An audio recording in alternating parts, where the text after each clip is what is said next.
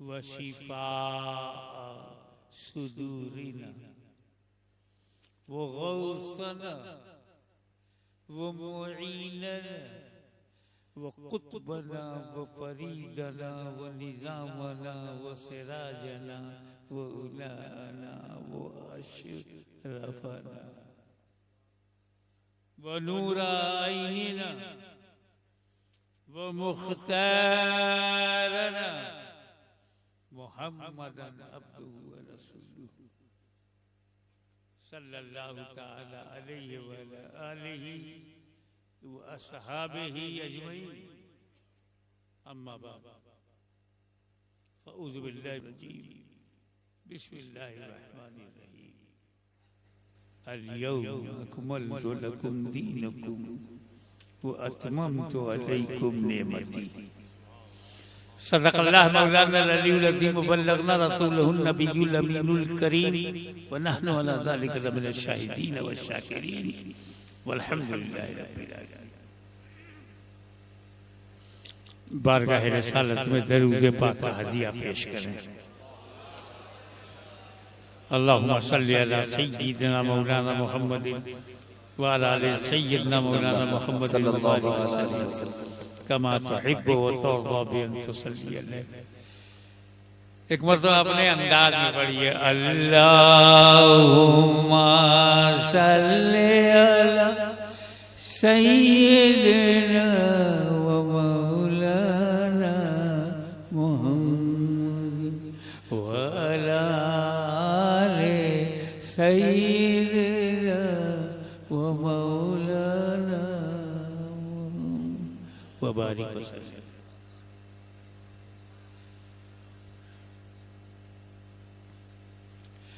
लोग समझते हैं कि इस्लाम को 1400 वर्ष हुआ है।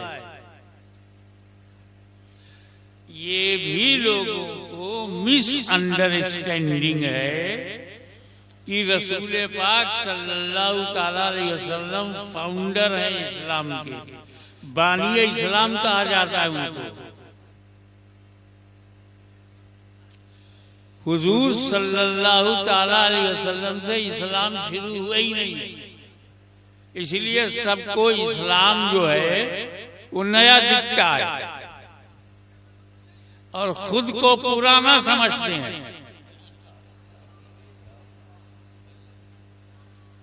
हमसे कहते हैं पूर्वज का धर्म अपनाओ, वो ये समझते हैं कि इस्लाम को 1400 बरस हुआ है। नहीं भाई, 1400 बरस पहले इस्लाम मुकम्मल हुआ। अल-यौम टुडे, अल्लाह ताला said in Holy Quran, today I completed your religion for you। आज मैंने दीन मुकम्मल किया है। ए मुस्तफा तुम्हारे हाथ पर आज मदीने में दीन मुकम्मल हुआ है। अगर कोई बिल्डिंग 2024 में मुकम्मल हो जाए तो शुरू कब हुई?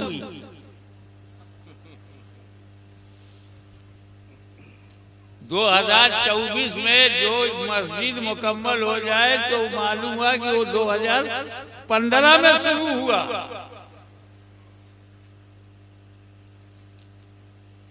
तो जिस साल मुकम्मल होती है वो साल उसका एंड है, कंप्लीटिंग।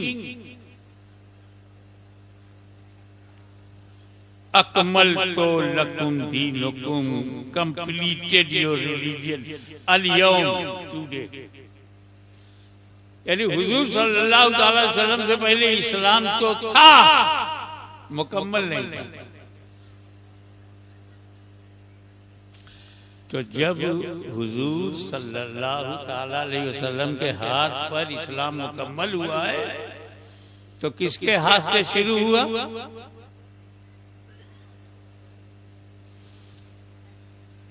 इन्नी जाइलुन फिल अर्ज़ि खलीफा, मैं जमीन पर आदम को अपना खलीफा बनाने वाला हुआ। इस्लाम शुरू हुआ आदम से, मुकम्मल हुआ फखरे दो आलम से।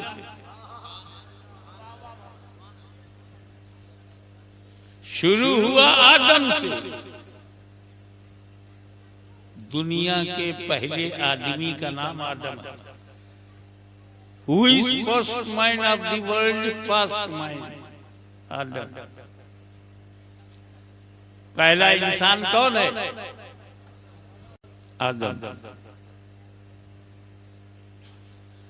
पहला बशर, इसीलिए हजरत आदम को अबुल बशर कहते हैं, बशर का बाप।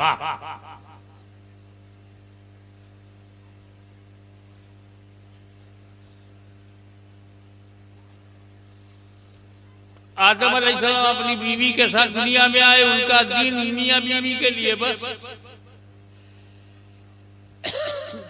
इस्लाम शुरू हो गया। उसके बाद भी बच्चे पैदा हुए, इस्लाम और बढ़ गया, कानून कायदे बढ़ गए।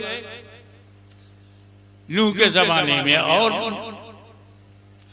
जैसे जैसे समय बदलता रहा, रिक्वायरमेंट्स ऑफ पीरियड के हिसाब से दीन आता रहा, शरीयत आती रही।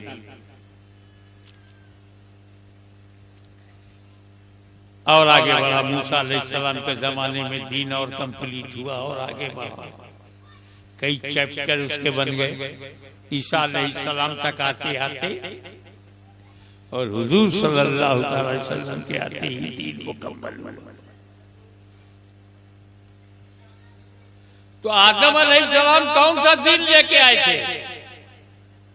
ला इलाहा इल्लल्लाह, आदम सफीउल्लाह। उनका दीन क्या था? अल्लाह के सिवा कोई माबूद नहीं। एक बात और सुनो, बड़े मजे की। ये जितने दुनिया में हिंदू, मुस्लिम, सिख, ईसाई, Jainist, Buddhist, communist, socialist, opportunist, सब आदम की औलाद।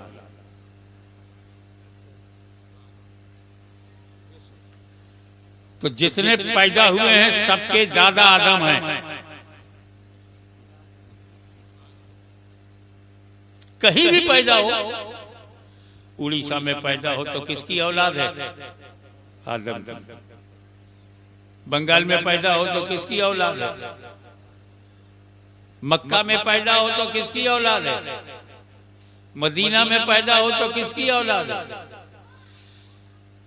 अयोध्या में पैदा हो तो किसकी औलाद है?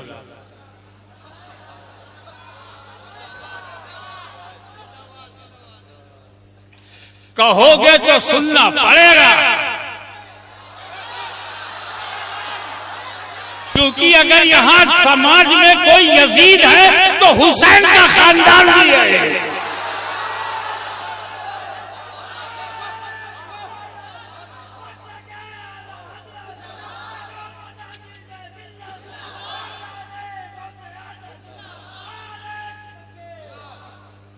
आदम अलैहिस्सलाम सबके पूर्वज हैं।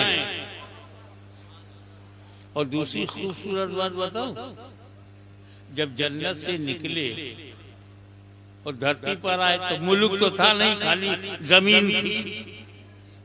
एरिया का नाम ही नहीं था। ये अरब है, ये अजम है, ये अमेरिका है, यूरोप है, अफ्रीका, कुछ था ही नहीं। बस जहां उतरे जब नक्शा बना तो वो हिंदुस्तान निकला। आदम अलैहिस्सलाम का पहला कदम धरती पे जो पड़ा वो हमारा भारत है। मैं क्यों ना कहूं मेरा भारत महान है। ये बड़ी किस्मत की बात है कि ऐसा देश हमको मिला जिसने हमारे देश की मिट्टी ने सबसे पहले नबी के कदम को चूमा है। और ये आदम के चरणों का प्रताप है कि हाथ में हुकूमत नहीं, फिर भी मुसलमान और इस्लाम जिंदा है। आदम अलैहिस्सलाम भारत की धरती पर आए। अच्छा एक बात बताओ, मैं यहाँ जब आया शोरूम में तो एक घर में मुझे ठहरा दिया गया, दाएं बाएं आगे पीछे मकान,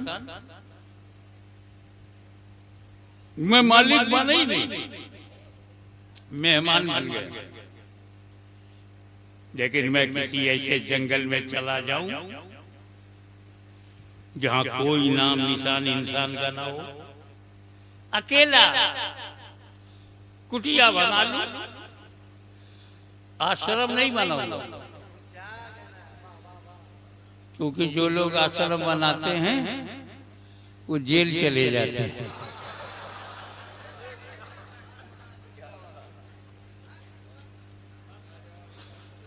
शुरू शुरू में बाप दिखते हैं, उसके बाद पाप दिखने लगते हैं।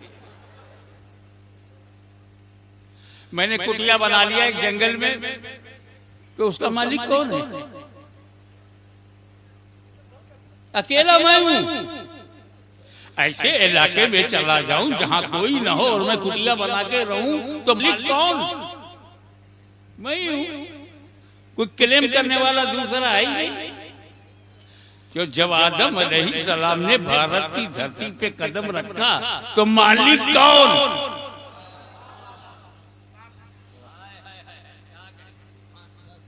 कोई दूसरा इंसान है ही नहीं उनके अलावा। तो पूरे हिंदुस्तान पर कदम आदम का, पूरे हिंदुस्तान के मालिक आदम और हम उनकी औलाद। तो कान खोल करके सुन लो, हम हिंदुस्तान में किराएदार नहीं, अपने बाप की जमीन पर है।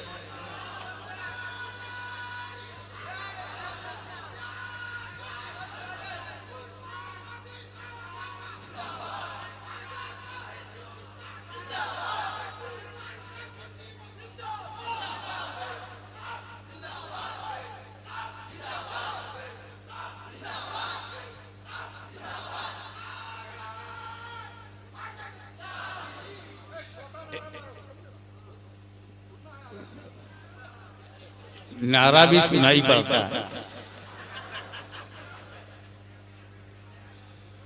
एक खूबसूरत बात,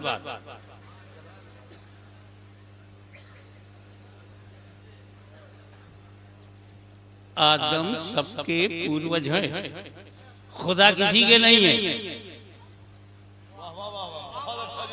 आदम अलैहिस्सलाम सबके पूर्वज हैं, खुदा नहीं है। तो जब बाप खुदा नहीं तो औलाद खुदा कैसे होगी? एक बात बताऊं, आदम अलैहिस्सलाम खुदा क्यों नहीं है? बनाए गए, जो बनाया जाता है वो खुदा नहीं होता।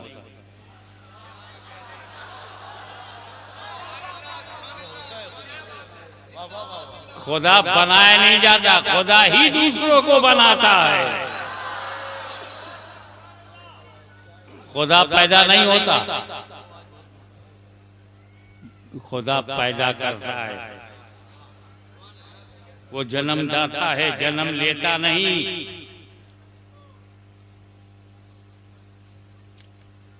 और ये पैदा होने को अंग्रेजी में बर्थडे, यौमे पैदाइश, पैदा होना जन्म है हिंदी में, बांग्ला में भी, उड़िया में भी जन्म। फारसी में पैदाइश, उर्दू में पैदा, अरबी में मीलाद। तो क्या है, जो पैदा है वो खुदा नहीं, जिसकी मीलाद है वो खुदा नहीं, जिसकी विलादत है वो खुदा नहीं, जिसका जन्म हुआ वो खुदा नहीं। तो इसीलिए तो हम मीलाद मनाते हैं, ताकि लोग मुस्तफा को खुदा ना कहें।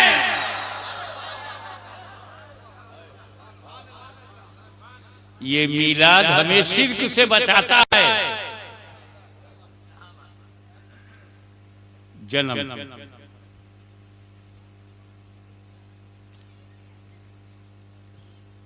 तो जो पैदा होता है वो खुदा नहीं होता। आदम पैदा हुए खुदा नहीं, मूसा पैदा हुए खुदा नहीं, मोहम्मद सल्लल्लाहु अलैहि वसल्लम पैदा हुए खुदा नहीं, मौला अली पैदा हुए खुदा नहीं। तो तुम्हारे यहाँ जो पैदा हुआ वो कैसे खुदा होगा?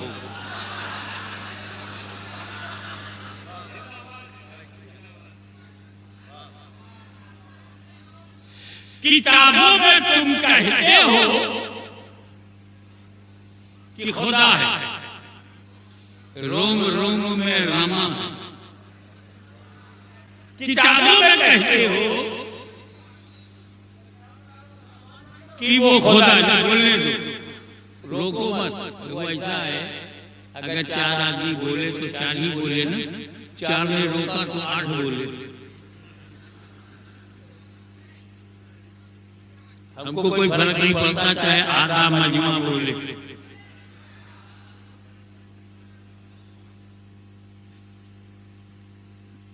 तो जो पैदा हुआ वो खुदा नहीं है, जो खुदा है वो पैदा नहीं है। किताबों में खुदा है, आंदोलन चलाया कि पैदा हुआ है, पैदा हुआ है, यही जन्म है, यही जन्म है, यही जन्म हुआ। तो जन्म हुआ तो खुदा कैसे? तो खुदा है तो पैदा कैसे? अब या तो जमीन छोड़ो या अपना दीन छोड़ो।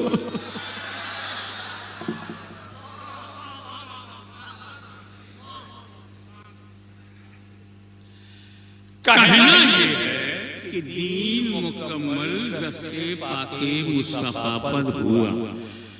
इस्लाम completed on the hand of holy prophet, not started. इस्लाम मुकम्मल हुआ है मदीने में, चला है भारत से। भारत में इस्लाम आया, आदम आया, इस्लाम आया। उनका कलमा क्या था? ला इलाहा इल्लल्लाह, आदम सफीउल्लाह। फिर उनकी औलाद में नूह आए, ला इलाहा इल्लल्लाह, नूह नजीबुल्लाह। उन्हीं के औलाद में मूसा आए, ला इलाहा इल्लल्लाह, मूसा कलीमुल्लाह। आदम की औलाद में इब्राहीम आए, ला इलाहा इल्लल्लाह। ओहो, हर नबी का दीन ला इलाहा इल्लल्लाह। नबी अलग अलग है, शरीयतें अलग अलग हैं, अकीदा एक है, ला इलाहा इल्लल्लाह। अल्लाह के सिवा कोई माबूद नहीं है। यही दीन आदम का है, यही शीश का है, यही नूह का है, यही इंसानों के पूर्वज का है।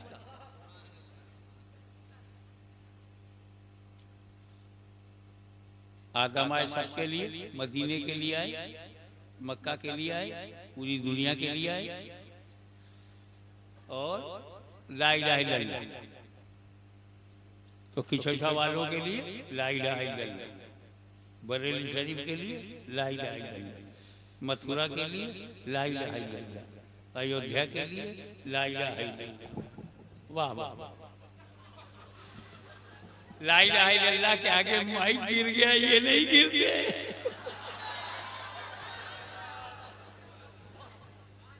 ऐसा करो, लूज करो ये सेंटर ऑफ ग्रेविटी का ख्याल रखो।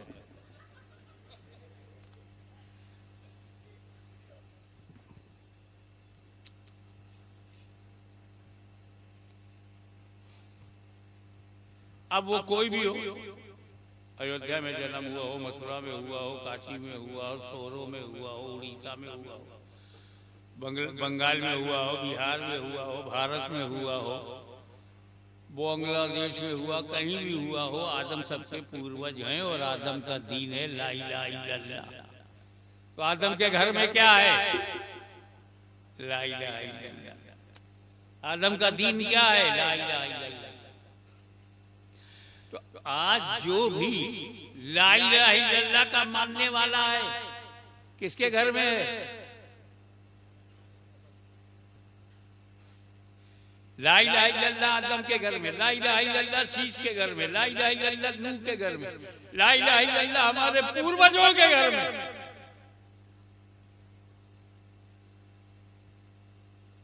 तो आज जो लोग ला इलाहा इल्लल्लाह के कायल हैं वो आदम के घर में हैं, और जो ला इलाहा इल्लल्लाह से दूर हो गए वो घर के बाहर। आदम के घर के बाहर, तो घर वापसी उनकी होनी चाहिए जो आदम के घर से बाहर है। हम तो पहले ही से अंदर हैं। कुछ जरूरी सवालों का जवाब हो गया जिसका सामना आपको करना पड़ता है। अब आइए असल मुद्दे पर कि दीन मुकम्मल जब हो गया तो हुजूर को एक नई फिक्र हुई। हर एक को होती है। जब कोई कारखाना बनाता है, मिल चलाता है, कारपोरेट है, बना तो दिया, रॉ मटेरियल भी आ रहा, प्रोडक्शन भी शुरू हो गया, फिक्र है मेरे बाद ये कारखाना चलेगा नहीं, मेरे बच्चे इसे संभाल पाएंगे कि नहीं, मेरा परिवार इसकी देखभाल कर पाएगा कि नहीं, भविष्य में ये रहेगा कि नहीं, एक फिक्र। मैंने हाफिज़े मिल्लत के चेहरे पर फिक्र की लकीरें देखी हैं। जब जामियातुल अशरफिया बना तो उनको यही फिक्र थी कि मेरे बाद क्या होगा। मियां जानशीन अच्छा मिला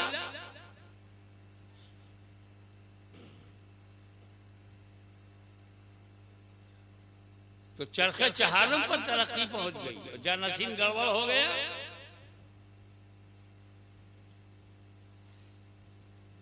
गलती बनाने वाले की नहीं है, गलती बनने वाले की।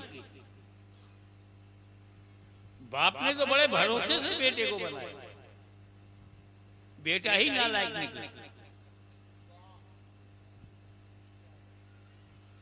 तो नालायक बेटे का बाप भी नालायक हो ये कहाँ जरूरी है? काफिर बेटे का बाप तो नबी और रसूल है। बेटा काफिर है, बाप रसूल है। नूह अलैहिस्सलाम, वो बात नहीं है।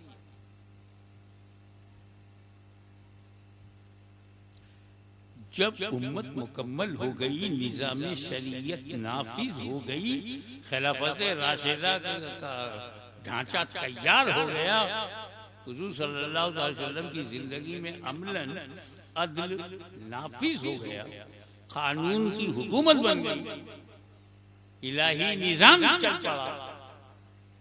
तो हुजूर को भी फिक्र हुई कि जो इस्लाम मैंने मुकम्मल किया है कहीं वो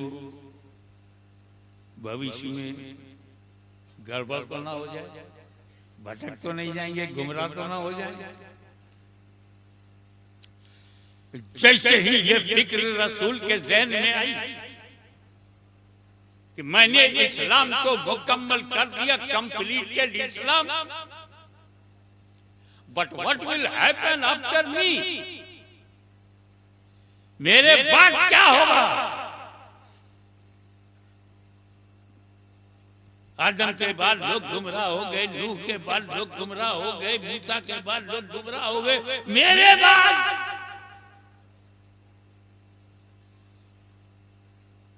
तो फरमाए मेरे उम्मतियों घबराओ मत, मैं तुम में दो भारी चीजें छोड़ रहा हूं। तरक्तो फीकुम मुस्तक़लन, दो वजनी चीजें, दो भारी चीजें छोड़ रहा हूं, कुरान और अहले बैत। अगर कुरान और अहले बैत को मजबूती से पकड़ोगे, लन तज़ल्लू, हरगिज हरगिज गुमराह नहीं होगे, गारंटी ले लिया। जिसके हाथ में कुरान हो और दूसरे हाथ में दामन अहले बैत हो, वो कभी गुमराह नहीं होगा, हरगिज हरगिज गुमराह नहीं होगा। ये गारंटी मदीने वाले ने दे दिया। सबसे बड़ी इबादत नमाज है, लेकिन ये गारंटी नहीं है कि जो नमाज पढ़ेगा हरगिज हरगिज गुमराह नहीं होगा। जबरदस्त ईसार और कुर्बानी से भरी हुई इबादत हज है, लेकिन कोई गारंटी नहीं कि जो हज करेगा वो गुमराह नहीं होगा। न जाने कितने गुमराह लोग हज करने चले जाते हैं, कितने गुमराह लोग मस्जिदों में कब्जा कर रहे हैं, मगर कुरान और अहले बैत का दामन पकड़ने वाला हरगिज गुमराह नहीं होगा। तो अब अगर उड़ीसा में कोई गुमराह मिल जाए तो झगड़ा मत करना, समझ जाना, या तो इसने कुरान छोड़ा है या अहले बैत से पंगा लिया है।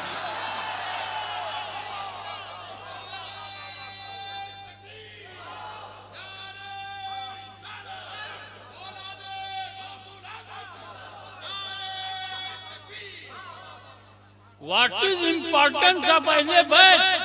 Why Ahle Bayt is necessary for our life? ये अहले बैत जरूरी क्यों?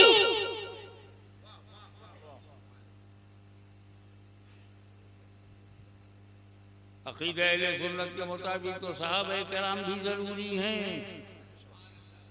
जमाते सहाबा का तो जवाब नहीं। तीन ही तो जमात है और उसकी तरह कोई दूसरी जमात नहीं। जमाते अंबिया, नबियों की जमात, कोई जमात उनकी तरह नहीं। फिर जमाते सहाबा,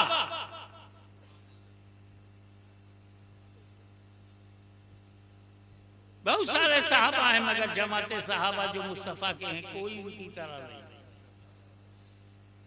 असहाबे मूसा हैं, असहाबे इब्राहिम हैं, असहाबे ईसा हैं, बहुत सारे सहाबा, लेकिन जो मुस्तफा के सहाबा हैं, न मुस्तफा का जवाब है, न जमाते सहाबा का जवाब है।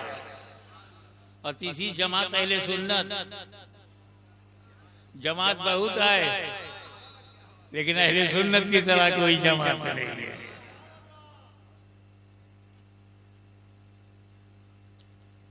कुरान का साथी बनाना क्यों जरूरी था? वजह ये है,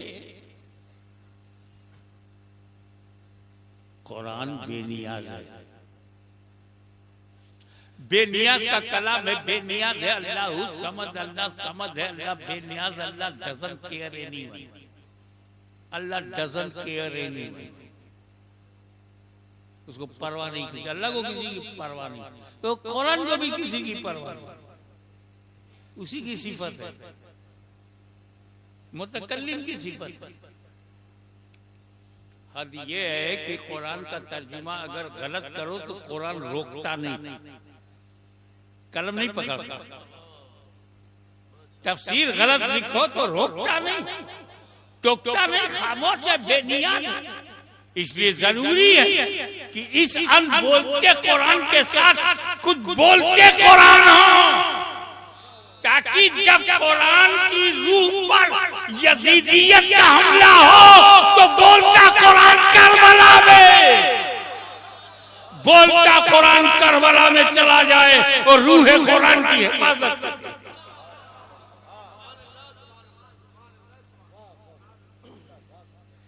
इसलिए कुरान को साथी की जरूरत है। कुरान चुप रहे, साथी बोले। साथी होना जरूरी था है। या रसूल अल्लाह, आपने सहाबा किराम को कुरान का साथी क्यों नहीं बनाया?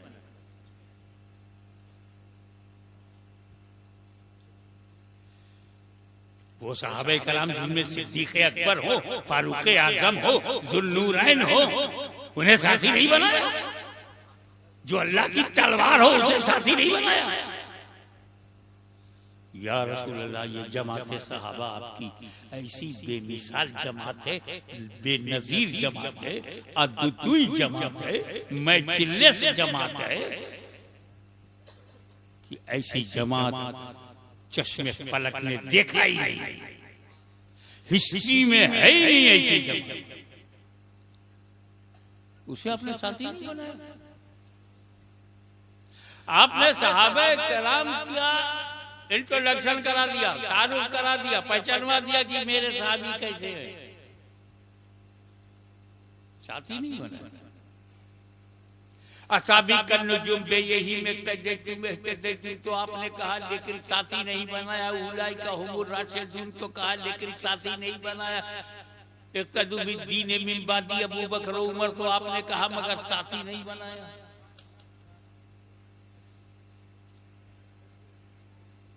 ये सदाकत का पैकर है, ये अदालत का समंदर है और सब कुछ इसके अंदर है, सब कुछ कहा लेकिन साथी नहीं बनाया। दस्त तो दर्द के दरिया भी न छोड़े वो साहबा, बहरे जुल्मात में दौड़ा दिए घोड़े वो साहबा, अफ्रीका के जंगलात को आबाद कर दिया वो साहबा, कलीसाओं में अजान बुलंद कर दी वो साहबा, कैसर किसरा के घमंड को मिट्टी में मिला दिया वो साहबा। उन्हें साथी नहीं बनाया। साथी बनाया तो अहले बैत। असल में ये जो ऊपर ऊपर तैरते हैं ना, उनको दरिया का कचरा तो मिलता है, नीचे का मोती नहीं मिलता। डीप में जाए, डीप में जाए, गहराई में, तब मोती मिले।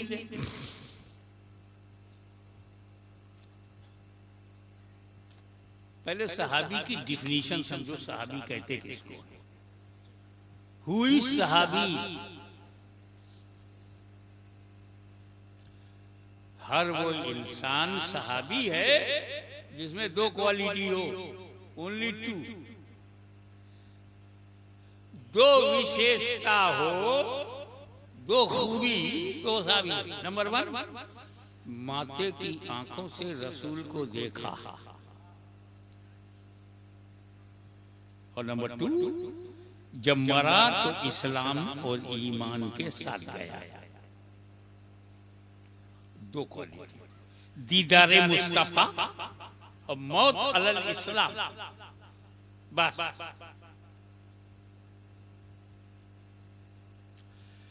अबू जहल ने देखा, इस्लाम पे मरा नहीं, सहाबी नहीं। वो वैसे करनी ईमान के साथ दुनिया से गए मगर देखा नहीं, सहाबी नहीं। अब अकीदा, हर सहाबी छोटे से छोटा आखिरी 1 लाख सहाबा है, तो जो 1 लाखवां है वो 10 मिनट का सहाबी। अकीदा ये है कि हर सहाबी गौसो ख्वाजा से भी अफजल है। अब 2 भारी नाम मैंने ले लिया कि जब गौसे आजम से अफजल है, गरीब नवाज से अफजल है, तो सुन्नी मुसलमानों से तो कहीं दर्जा अफजल है।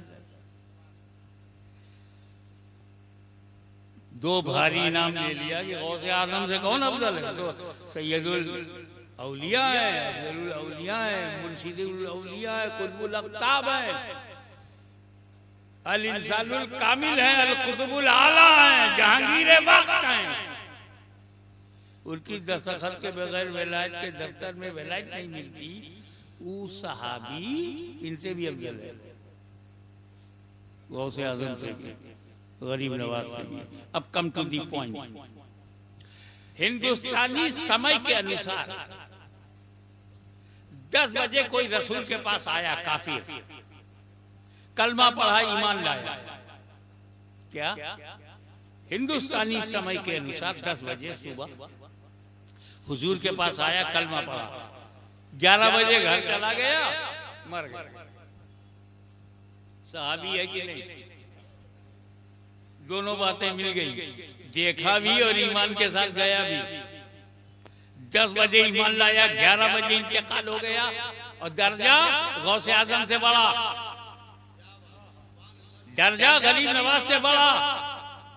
अब एक बात बताओ उड़ीसा वालों, उस सहाबी को ये दर्जा किस अमल से मिला? अमल तो नील, अमल तो जीरो, अमल है ही नहीं। 10 से 11 के बीच में न फजीर है, न जोहर है, न असर है, न मगरिब है, न इशा, बगैर नमाज के गौसे आजम से अफजल, बगैर रोजा रख के गरीब नवाज से अफजल, बगैर अमल के, बगैर तकवे के, कैसे अफजल हो गया? अमल से तो है ही नहीं। 10 बजे ईमान लाया, 11 बजे इंतकाल होगा, कौन सा अमल किया? इसका मतलब है सहाबी अमल से बनते ही नहीं। सहाबी अमल से बनते ही नहीं, तो जिस चीज से बनता नहीं उस पर बहस काहे को करते हो? ये जुमल में क्या हुआ, सिफीन में क्या हुआ, अमीर माविया के साथ क्या हुआ, हजरत आयशा के साथ क्या हुआ, तलहा के साथ क्या हुआ, जुबैर के साथ क्या हुआ? अमल पर बहस क्यों करते हो? ये सहाबी हैं, ये अमल से नहीं, निगाहे मुस्तफा से बने।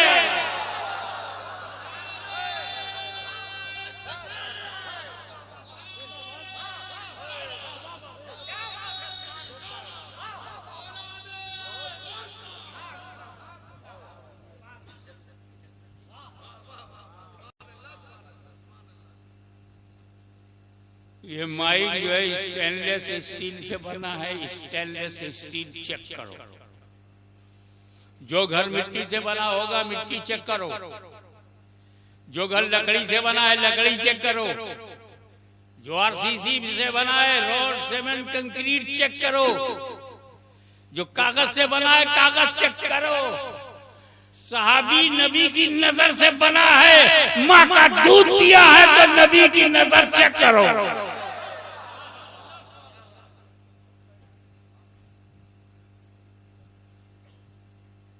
फिर भी नबी ने सहाबा को कुरान का साथी नहीं बनाया। अब वजह क्लियर हो रही है। सहाबी के होने के लिए जरूरी है कि नबी भी हों। सहाबी बनने के लिए क्या जरूरी है कि जमीन पर नबी बकायदे हयात हो, वो देखे और ईमान के साथ जाए और सहाबी हो जाए। रसूल को पता है एक दिन मैं चश्मे आलम से रूपोश हो जाऊंगा, मेरी चश्मे आलम से छुप जाने वाली, मैं मजार में चला जाऊंगा, कब्र में चला जाऊंगा। देखना बंद, जब देखना बंद हो जाएगा सहाबी बनना बंद। जब सहाबी बनना बंद हो जाएगा तो सहाबी घटना शुरू। 50 साल में आधे सहाबा खत्म, 100 साल के बाद धरती पे सहाबा ही नहीं,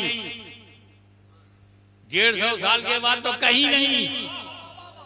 तो अगर कुरान का साथी मैं सहाबा को बनाऊंगा तो 100-150 साल तक कुरान का साथी होगा, उसके बाद कुरान अकेला हो जाएगा।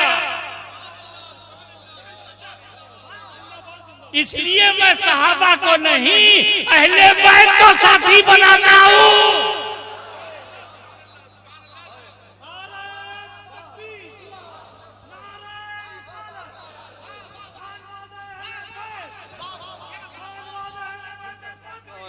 नारे तकबीर, नारे तकबीर, नारे रिसालत, नारे रिसालत, खानदान अहले बैत, खानदान अहले बैत, नारे हैदरी।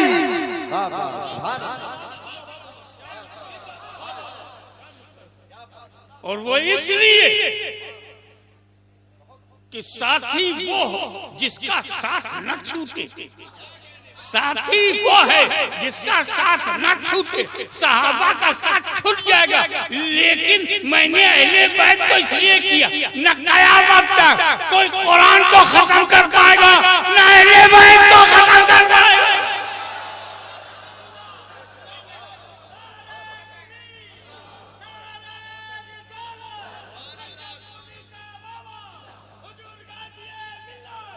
नारे तकबीर, नारे रिसालत, हुजूर गाज़ी-ए-मिल्लत।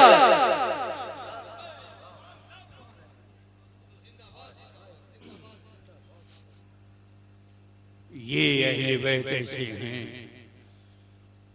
कि जो इन्हें काटेगा वो मिट जाएगा, और मेरे अहले बैत में जो कटेंगे वो फैल जाएंगे। इतिहास साक्षी है कि 72 लोग करबला में यजीदियत ने ठान लिया कि हम इनका खानदान को मिटा दें, फातिमा का चिराग गुल हो जाए, हैदर कर्रार का खात्मा और खानदान खत्म हो जाए, मुस्तफा की नस्ल नूर को मिटा दिया जाए। लेकिन जैसे जैसे यजीदी तलवार अहले बैत का गर्दन काटती रही, नस्ल यजीद मिटती रही, नस्ल हुसैन बढ़ती रही। जिस तरह से अंगूर की शाखों को काटने से अंगूर बढ़ जाता है, इस नस्ल नूर को काटने से नूर बढ़ जाता है।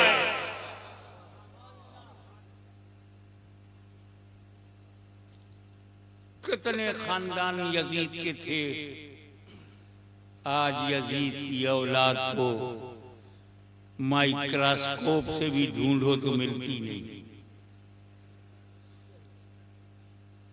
लोग यजीदी बन गए, कुछ लोग यजीदी बन गए, कहलाने की हिम्मत नहीं। हम सुन्नी है तो कहलाते भी हैं सुन्नी, शिया है तो कहलाता है हाँ हम शिया हैं। तुम क्यों नहीं कहलाते कि हम वहाबी हैं? और अगर इतना ही बुरा है कहना तो बन क्यों गए? छोटी छोटी बातों से बड़ी बड़ी बातों के फैसले हो जाते हैं। आओ अहले बैत का एक नमूना पेश करता हूं।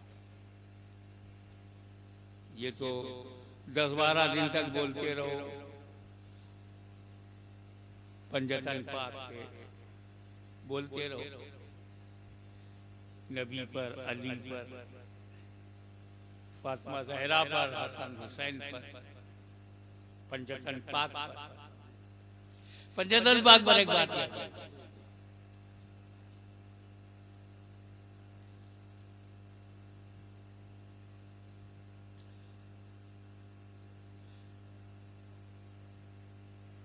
ज्यादातर लोग सिंगल पंजतनी है, सिंगल पंजतनी। सुन्नी मुसलमान डबल पंजतनी, वो लोग सिंगल पंजतनी, और सुन्नी मुसलमान डबल पंजतनी। देखो रसूल पाक की जात से 2 पंजतन है।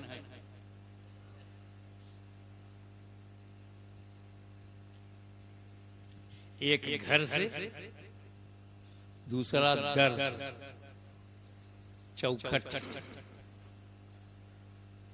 दर, और एक है घर। जो घर से बने नबी, अली, फातिमा, हसन, हुसैन पंजतन। नबी, अली, फातिमा, हसन, हुसैन पंजतन। और जो दर से बने नबी, सिद्दीक, फारूक, उस्मान, अली पंजतन। तो सुन्नी मुसलमान के बाद नबी भी है, सिद्दीक भी है, फारूक भी है, उस्मान भी है, अली भी। सुन्नी मुसलमान के बाद नबी भी है, अली भी है, फातिमा ज़हरा भी है, हसन और हुसैन भी। हम डबल पंजतनी हैं। तो इन सिंगल पंजतनियों से कहो हमारा एहतराम करें, हम उनके मुकाबले में डबल पंजतनी। और मौला अली, अली, अली, आप पर मेरे माँ बाप कुर्बान, क्या किस्मत है इस पंजतन में भी अली, उस पंजतन में भी अली।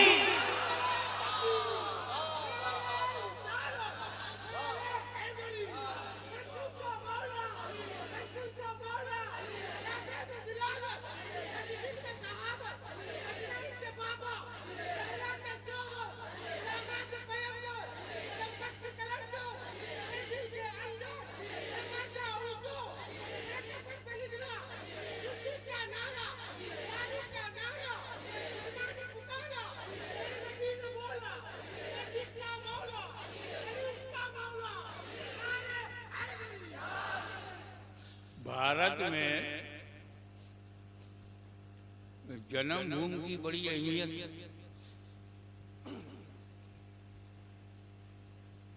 तो चलो अली की जन्मभूमि देखें।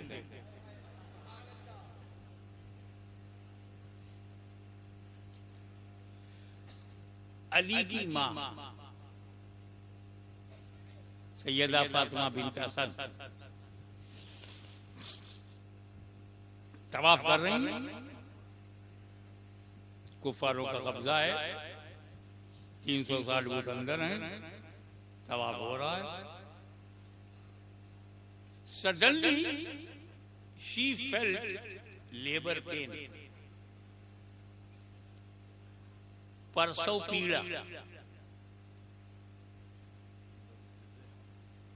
का समझ में ये दर्द, हम पब्लिक के दिमाग के करीब के शब्द बोलते हैं। तो वो जो बच्चा पैदा होने के से पहले दर्द होता है, पीड़ा होती है, वो शुरू हो गया। अब औरतों मर्दों की भीड़ में जन्म कहाँ दें? मुताफ में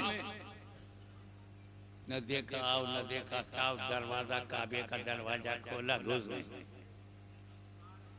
किसकी हिम्मत है जो फातिमा बिन्त असद को रोक ले, टोक दे? क्योंकि जनाबे अबू तालिब की ज़ौजे मोहतरम मुतवल्ली काबा अबू तालिब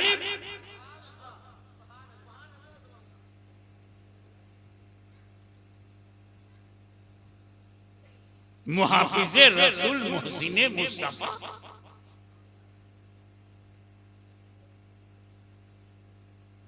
हाथ में तलवार, वो भी हबीबे परवरदिगार के लिए, बचाने के लिए।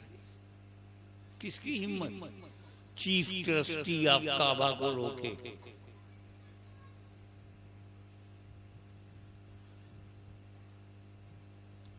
काबे के अंदर मौला अली का जन्म हुआ। ऐसी जन्मभूमि बताओ।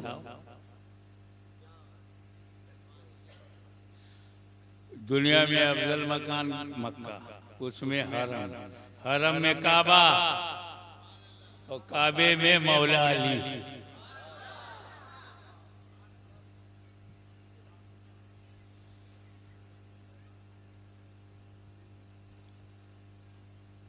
जब हजरत फातिमा बिन्त असद नार्मल हुई तो देखा, अरे बेटा तो बहुत चमकता हुआ चेहरा है, लेकिन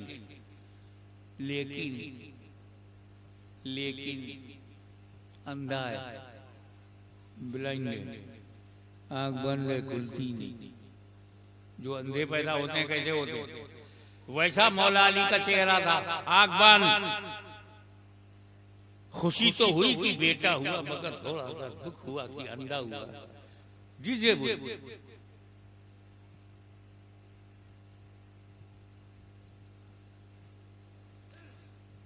अपने को समेटा, गोद में लिया बेटा, चादर से उसे लपेटा, घर आ गई।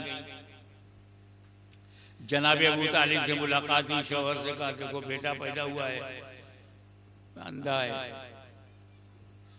वो तसल्ली दी बीवी को, अरे काबे का तोहफा है, चाहे जैसा हो, अल्लाह के घर में पैदा हुआ है, जैसा भी है, बेटा तो है, चेहरा देख।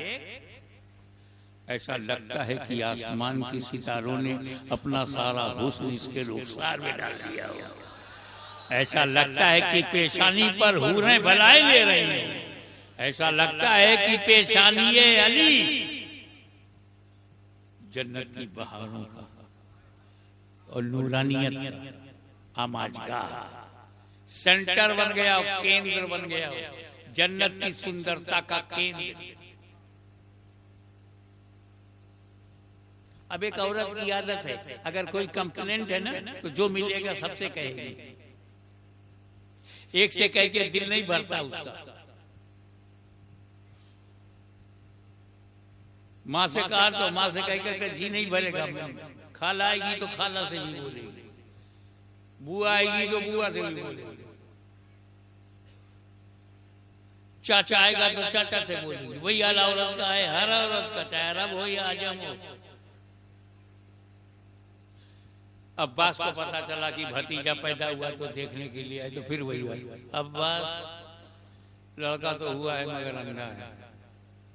वो भी तसल्ली दे रहे, ताया ने देखा तसल्ली, उनसे भी अब्बा पैदा तो हुआ है मगर अंधा है, सब उसको तसल्ली दे रहे। धीरे धीरे होले होले ये खबर मुस्तफा जाने रहमत को हो गई। मकान से निकले रसूल, चल दिए अबू तालिब के घर और जाकर अपनी चची से कहा, कहाँ है अली? वही बात, मोहम्मद तुम्हारा छोटा भाई पैदा तो हुआ है लेकिन अंधा है। हुजूर ने फरमाया, चची जान चाहे जैसा हो मेरा है।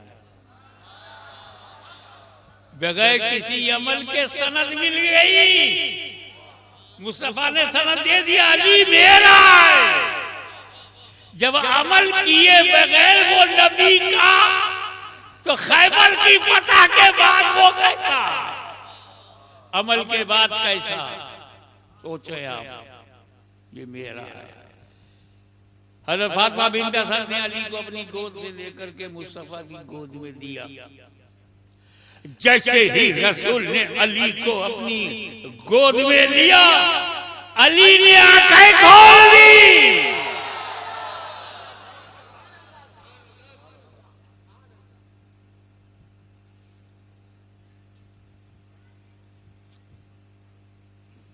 क्या मतलब?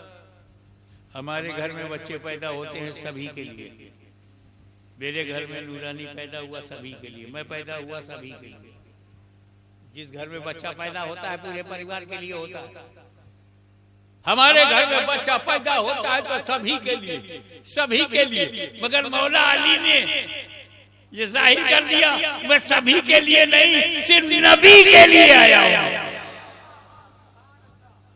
इसलिए माँ ने गोद में लिया तो माँ को नहीं देखा, बाप ने गोद में लिया तो बाप को नहीं देखा, चाचा ने गोद में लिया तो चाचा को नहीं देखा, नबी ने गोद में लिया तो नबी के लिए आंखें खोल दी।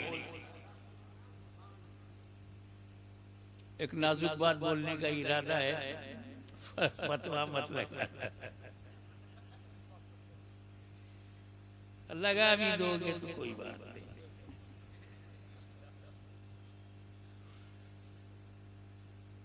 बड़ा सालिड अकीदा है हमारे अकीदे में बगदाद भी है, अजमेर भी है, किचौचा भी है, बरेली भी है, बड़ा सॉलिड है।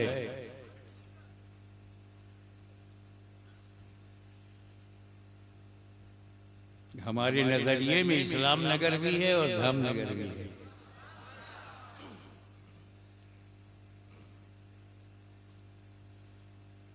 तो बाबा जब अली पैदा हुए तो नबूवत का ऐलान रसूल ने नहीं किया।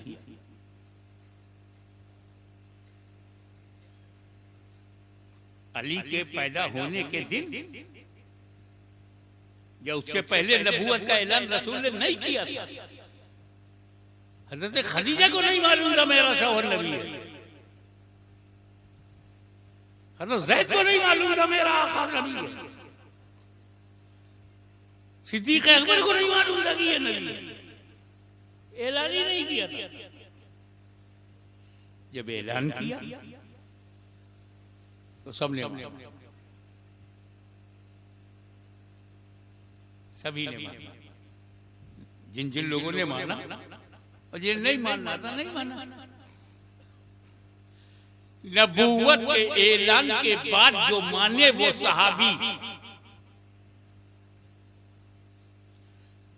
और जो नबूवत के ऐलान से पहले माने वो अली।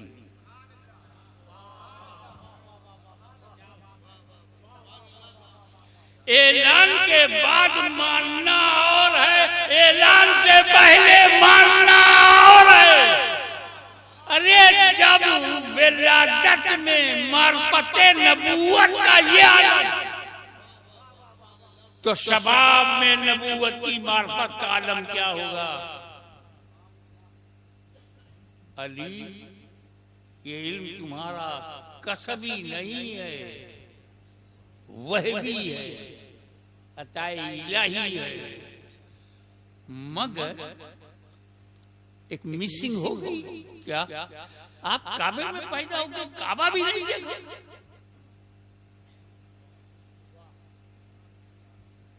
काबा तो देख लेते फिर बंद कर लेते, काबा भी नहीं। अरे काबा देखने के लिए तो हम लोग 4-4 लाख रुपया खर्चा करते, 2-2 लाख रुपए का उम्रा और 4-5 लाख का हज। आपके आशिक लाखों रुपया खर्च करके काबा में जाते हैं कि काबा का दीदार होगा। कौन सा दीदार होता है? बाहरी हिस्सा। काबे की दीवार देख के लौटाते, हजरे अस्वद देख के लौटाते, मकाम इब्राहिम और हतीम देख के। आपको तो अंदर मौका मिला और फ्री में मुफ्त। हम 4 लाख रुपया खर्चा करते हैं, हम 10 लाख करेंगे अगर कोई अंदर हमें डाल दे। अंदर काबे का दरवाजा खोल के अंदर डाल दे, 10 लाख देंगे। और आप पहले से अंदर हो, आंख बंद, आपका गुलाम काबा देखने के लिए, बाहरी काबा देखने के लिए लाखों रुपया खर्चा करता है। आप अंदर काबा देखने के लिए आंख बंद किए हुए, मुफ्त में मौका मिला था। कहा तू मेरे से कंपेयर मत कर, ये तुलनात्मक अध्ययन सही नहीं है। अरे आज तू काबे के अंदर जाना चाहता है, आज काबा कुछ और है, नीट एंड क्लीन, साफ सुथरा है। मैं जब पैदा हुआ था तो काबे के अंदर 360 बुद्ध भी तो थे। मैं देखता तो बुद्ध भी देखता, और तेरा अली काबे में बुद्ध देखने के लिए नहीं, बुतों को हटाने के लिए पैदा हुआ है।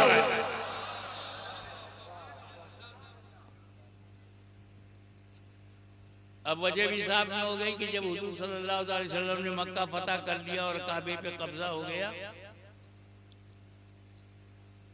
और अंदर बुद्ध 360, तो नबी ने अली का हाथ पकड़ा, चलो अंदर। तो नबी और अली काबे के अंदर गए। बड़े बड़े सहाबा बाहर हैं, मौला अली से भी अफजल साहबी बाहर है। या रसूलल्लाह, ये क्या है? इतना बड़ा काम था तो जो अफजल लोग हैं उन्हीं को अंदर ले जाना था। ये अली की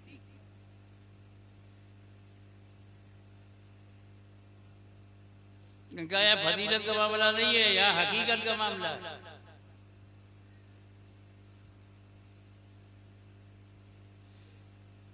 ये अली की जन्मभूमि है, तो जन्मभूमि को साफ करने का अधिकार पैदा होने वाले को है। और लेके चले गए, एक एक बुत को उठाकर उसकी सही जगह पर रखा गया।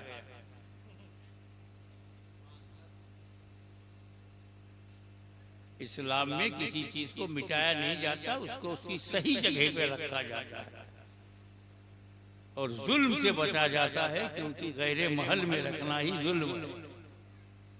वज़ऊ शै फी गैर महल नहीं,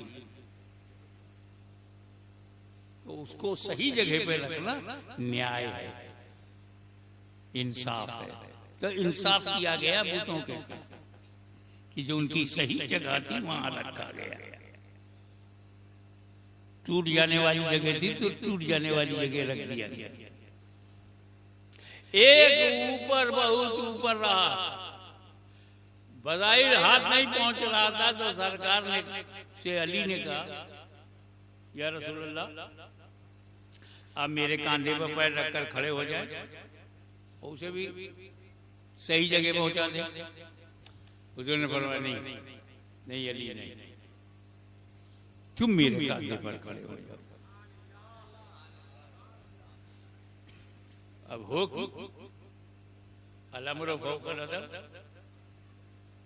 जब हुक्म हो गया तो अब कंधे पर अली कैसे बैठेंगे? जब मैं उकड़ू बैठ जाऊं तब मेरे कंधे पर कोई बैठ पाएगा, खड़ा हो पाएगा और मेरा सर पकड़कर बैलेंस बना लेगा। तो हुजूर सल्लल्लाहु अलैहि वसल्लम अली का दोनों कदम हुए,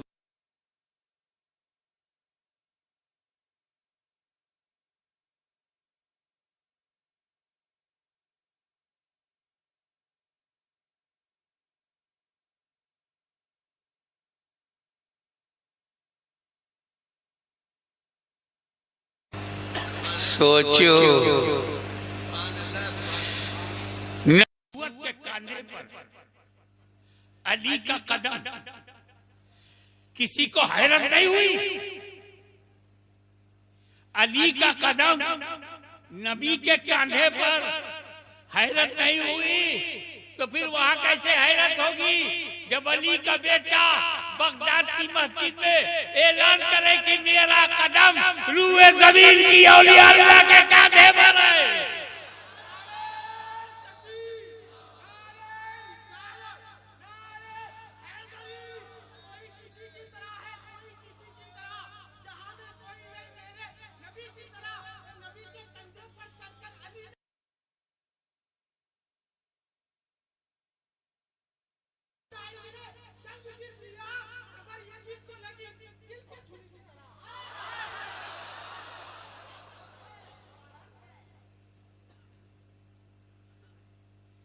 अब आप अंदर देखो, नबी गुरु बैठे हैं, अली कांधे पर खड़े हैं, नबी धीरे धीरे नबी उठ रहे हैं, धीरे धीरे अली बुलंद हो रहे हैं, होले होले नबी उठ रहे हैं, होले होले अली ऊंचे हो रहे हैं। और जब नबी पूरे तरीके से खड़े हो गए तो अली पूरे तरीके से बुलंद हो गए। नबी बुलंद कर रहा है, अली बुलंद हो रहे हैं। इस मंजर को जब गुलामाने अली ने देखा तो सब ने अल्लाह का शुक्र अदा किया कि अबू अली को दुनिया की कोई ताकत गिरा नहीं सकती जिसे नबी ने उठा दिया हो।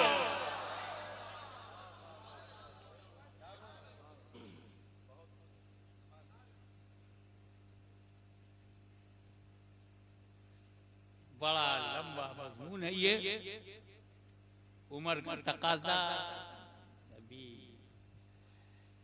ओपन हार्ट सर्जरी से बाहर आया हूं। मैं इतना बोल रहा हूं, इसी पे लोगों को हैरत है, तो इसलिए हैरत है कि समझ रहे कि मैं बोल रहा हूं। ये तो मखदूम समनानी जाने की मैं बोल रहा हूं या वो बोलवा रहे, ये तो गौसे आजम गरीब नवाज जाने मैं बोल रहा हूं या वो बोलवा रहे हैं। वाखिर दावाना अनिल हम्दुलिल्लाहि।